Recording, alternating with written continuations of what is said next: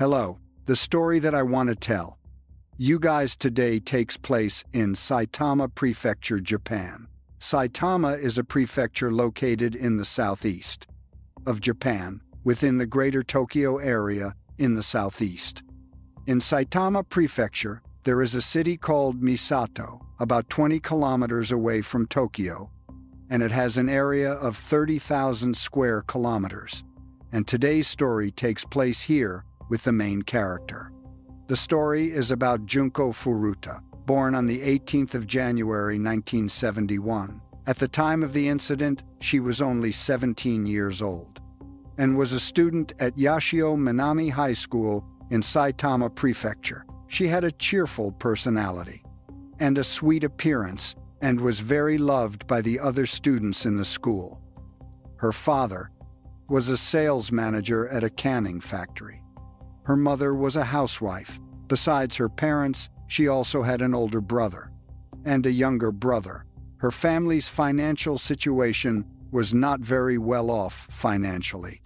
Because her father bore the burden, to lessen the load on him, Junko decided to work. After graduating from high school, outside of her school hours, she also worked as a salesperson in a home appliance store or as a packer in a plastic factory to help out her family. By the time she was about to graduate high school, she applied for an interview at a company and excellently passed the selection process. After graduation, she could go to the company to start working, which was like a new journey in her life. However, no one could have expected that one day, on her way home from her part-time job, she encountered Monster, and what happened next makes anyone who hears it feel heartbroken. So what happened on that day? Next, we will rewind the time back to the 25th of November, 1988. The 25th of November, 1988, was a beautiful Friday as usual. After school, Junko went to her part-time job at a plastic factory. At 8:20 p.m., Junko finished work and started to head home. She grabbed her bag and rode her bike toward her house. On the street, there were only a few streetlights and almost no pedestrians. Suddenly, a strange man on a motorcycle rode up from behind and kicked her hard, causing both her and her bike to fall to the ground before she could react, as the man on the motorcycle quickly sped away, right. As she was trying to get up, a young man came to help and said that the guy just now was from the underworld and he was following her. Then he also added that the guy might come back to harm her, which was very dangerous, and that he could escort her home for peace of mind. Junko, who had just fallen and was still dizzy, didn't understand what had just happened, but she felt that the young man in front of her was a good person, so she walked her bike and limped behind him. After walking for a while, seeing a secluded location with no people around, he stopped and told her that he was also a member of the local gang, and the man on the motorcycle just now was his accomplice. His name was Hiroshi Miyano, 18 years old and currently out of school. He then attacked her and said that if she agreed to spend the night with him, he would let her go. If not, she would die. Ultimately, out of extreme fear, Junko agreed to his demand. At 9:50 p.m., Hiroshi took her to a nearby hotel and assaulted her. However, later on, he did not keep his promise to let her go home. Instead, a more evil idea came to mind. He called 3 other accomplices to gather at a park. Those 3 were Joe Ogura, Shinji Minato, and Yasushi Watanabe. This was also the person on the motorcycle who kicked Junko. At 3 a.m., the 3 young men were waiting in a car at the park. Not long after, Hiroshi brought Junko to meet the 4 of them, who searched her bag and found a diary with her home address. In it, the 4 of them threatened to go to her house to kill her whole family if she dared to escape.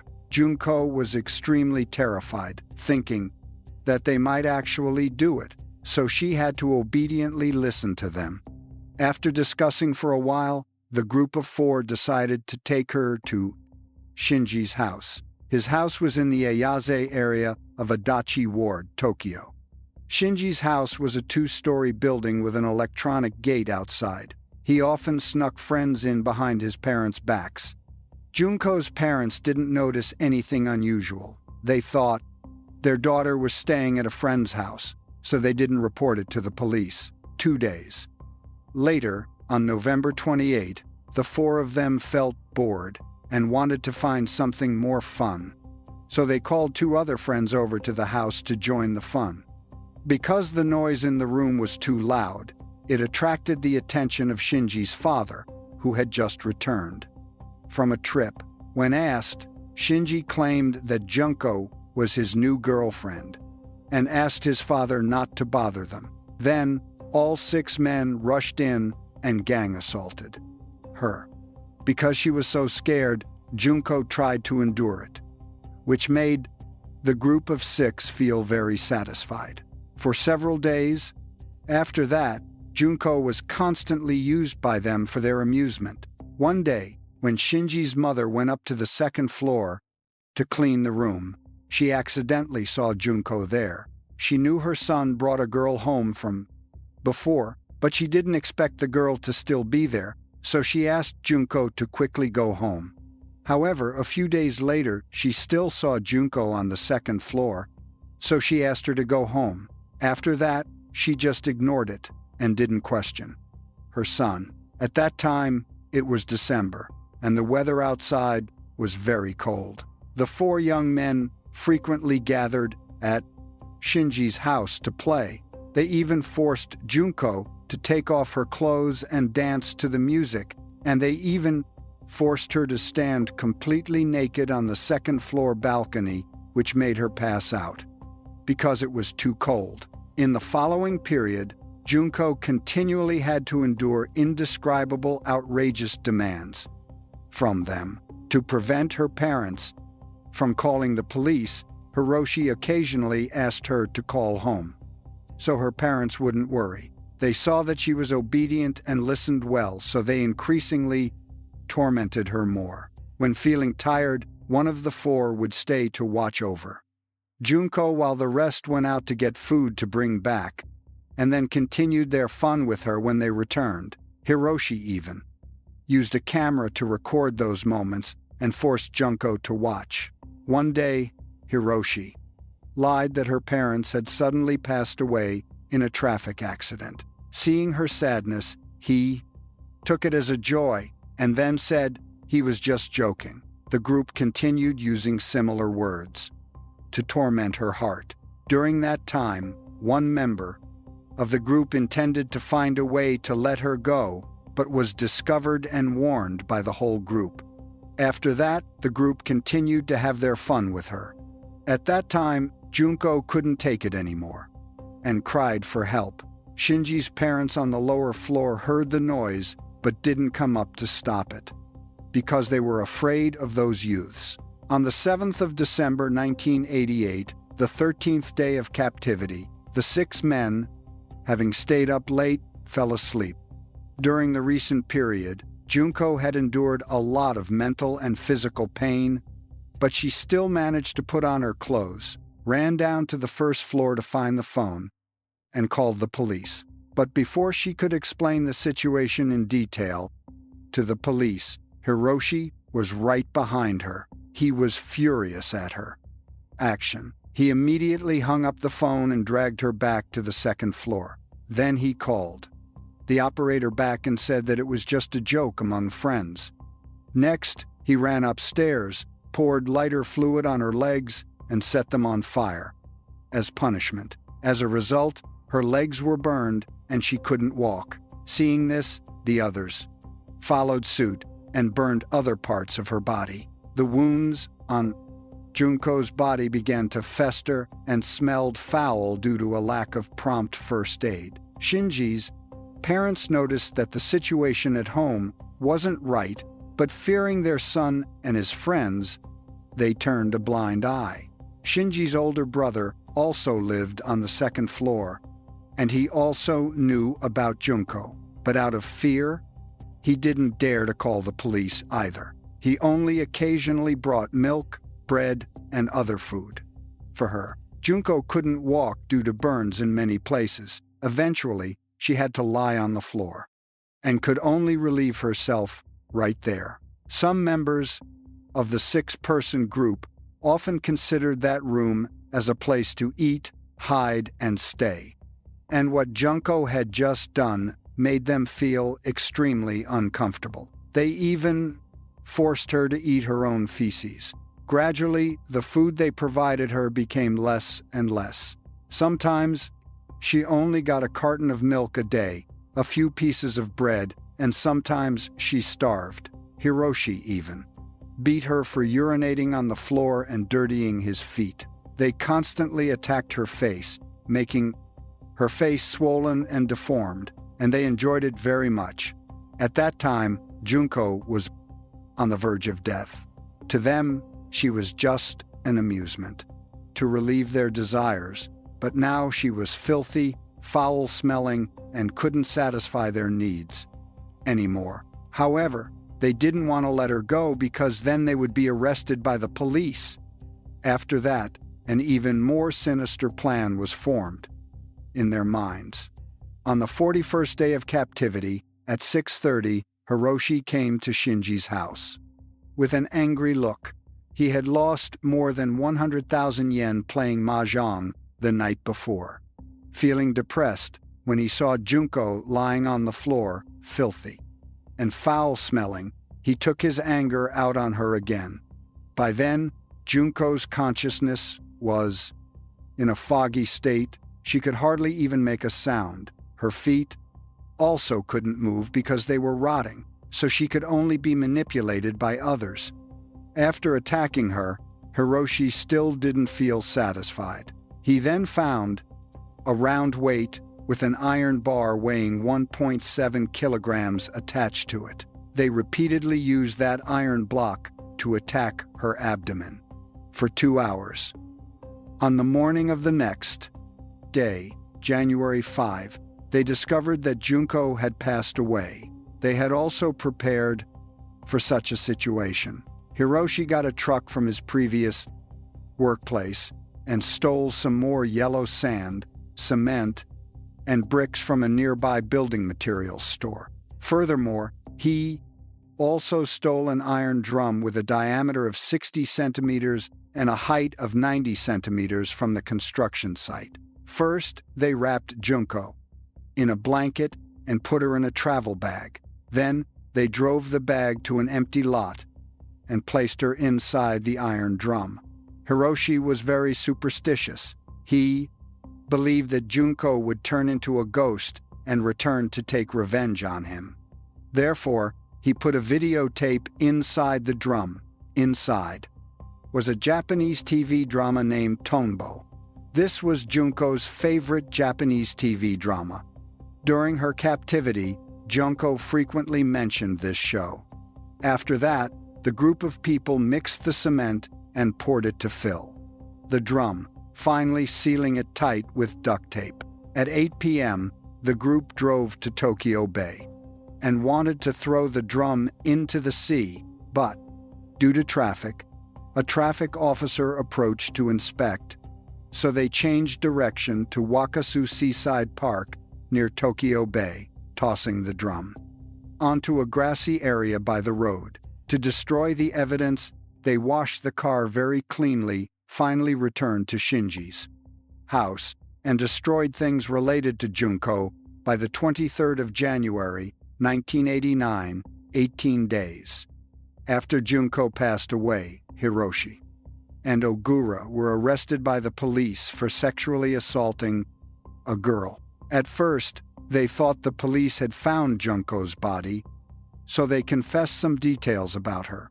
Only later did they say they were arrested for another case. Both then confessed to their crimes regarding the incident under investigation and were detained at a juvenile detention center in Nerima Ward, Tokyo. Based on the testimonies, the police felt suspicious and believed they might be involved in another case, so they conducted a search of their residences on the 29th of March, 1989, 2 months.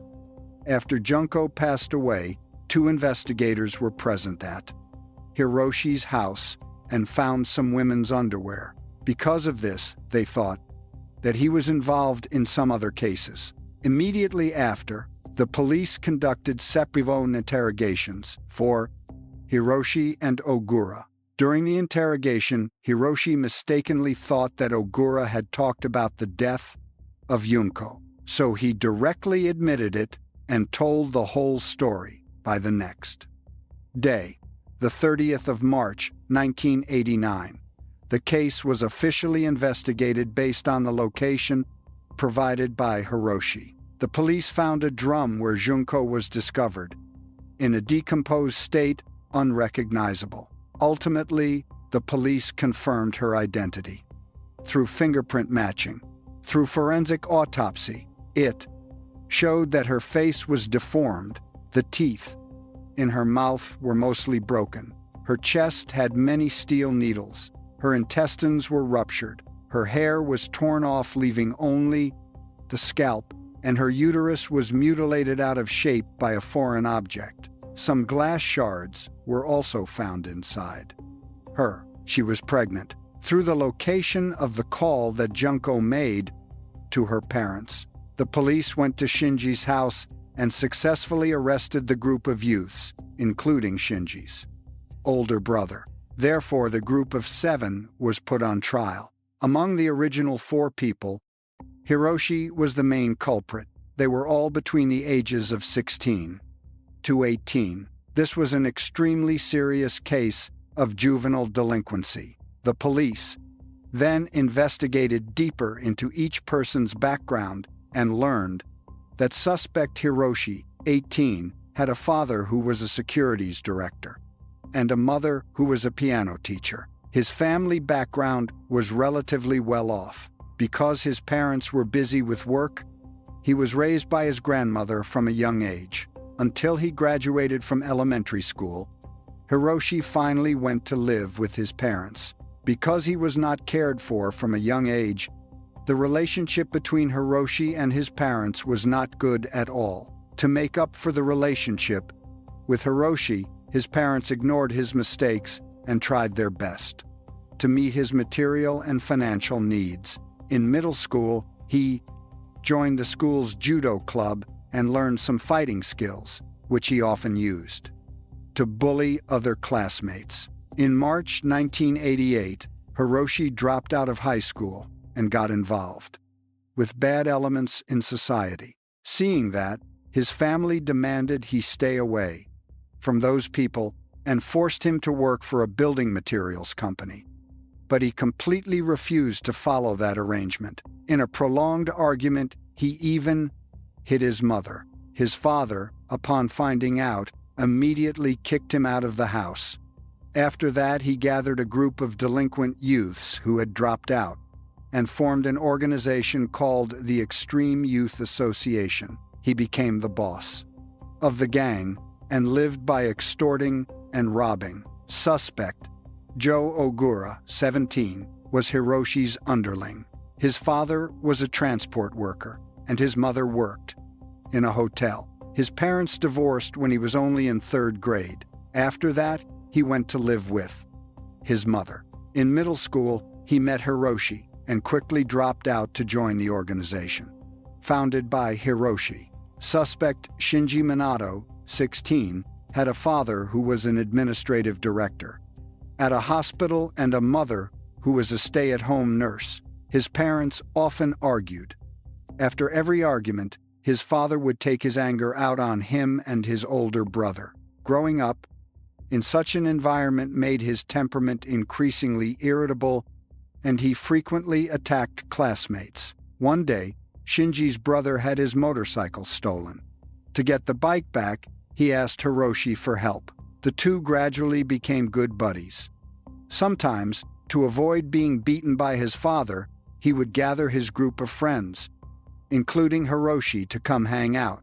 Shinji's father was very annoyed with that group, but he also didn't dare do anything to them. Over time, his father also ignored Shinji. His mother was also helpless about it and didn't intervene much. Yasushi Watanabe, 17, had parents who divorced since he was little. He lived with his mother and older sister. The mother worked for a beauty salon and was usually very busy with work. After entering middle school, Hiroshi pursued the older sister of Yasushi, and so the two got to know each other. The domain of what they had caused should be convicted by adult standards. This is a massive crime, and extremely heinous, unprecedented in Japanese history. The motive for the crime of the defendants was sadistic towards the victim. She had to endure abuse that normal people couldn't imagine.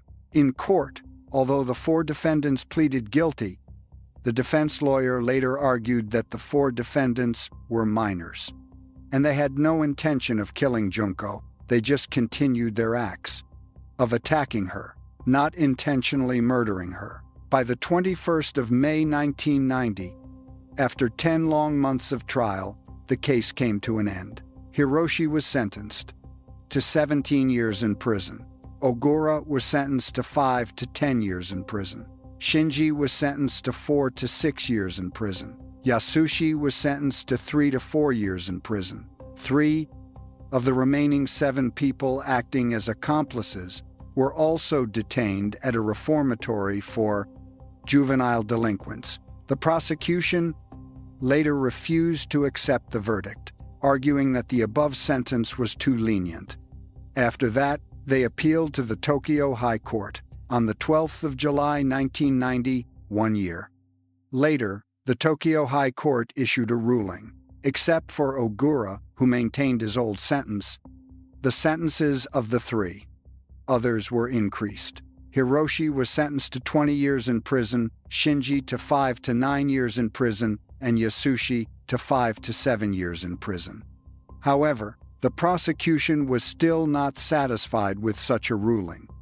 The Tokyo High Court provided an explanation under Japanese law at that time that the perpetrators in the case were all minors, so they received a lenient sentence. After the sentencing, the parents of the 4 juvenile defendants hoped that they and their children would be allowed to kneel and apologize to Junko's family, hoping her family would give them a chance to reform, but were refused. By order of the civil court, the mother of Hiroshi sold her house to get 50 million yen, about 8.2 billion VND, at current prices to compensate Junko's family. Through a lawyer, Ogura's father sent a large portion of his income into a bank account managed by a lawyer. Shinji's parents also knew about the incident, but they were not prosecuted. Junko's family was not satisfied with that, so they filed a civil lawsuit against Shinji's parents, and Shinji's parents also had to compensate for their actions. In 1995, Yasushi, one of the 4, was released after serving his sentence. Due to frequently being bullied in prison, he developed anthropophobia. After getting out of prison, he became a timid person who only sat at home. In 1997, Shinji was released. After serving his sentence, he left Misato City with his family, but couldn't find a job. In August 2018, he was arrested again for assault and was sentenced to 18 months in prison.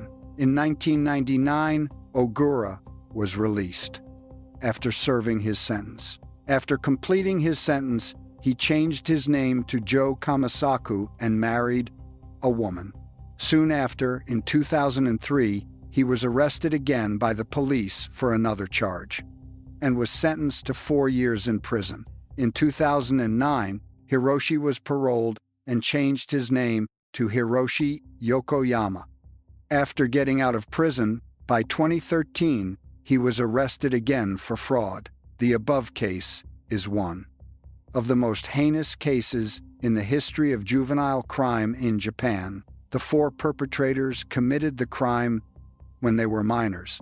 After getting out of prison, they still reoffended. Even before sentencing, they swore that they would never commit crimes again.